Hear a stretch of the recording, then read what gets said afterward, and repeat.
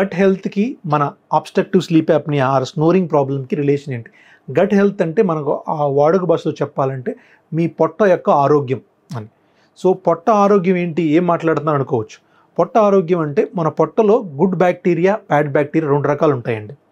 అవి 2 కూడా మ్యూచువల్ అండర్స్టాండింగ్లో జీవిస్తూ ఉంటాయి. ఎప్పటి వరకు? మనం దాన్ని డిస్టర్బ్ చేయనంత వరకు.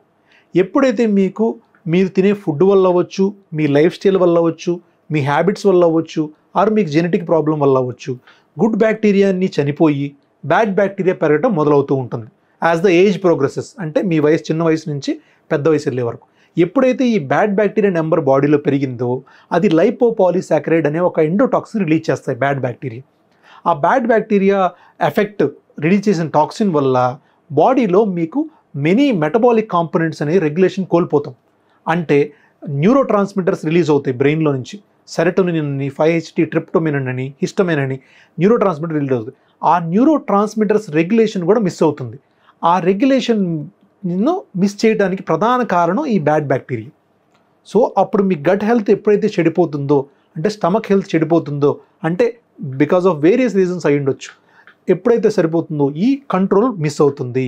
దానివల్ల ఏంటంటే మెటబాలిక్ డిజార్డర్స్ వస్తాయి. అంటే బీపీ కానీ, షుగర్ కానీ, ఒబెసిటీ బరువు పెరగటం కానీ, అబ్నార్మల్ ఫ్యాట్ డిపాజిషన్ ఎక్కడ పడితే అక్కడ ఫ్యాట్ డిపాజిట్ అవటం కానీ, ఇవి జరిగినప్పుడు ఆటోమేటిక్గా మీకు స్నోరింగ్ ప్రాబ్లం అంటే గురక రావడం అనేది కూడా పెరుగుతుంది.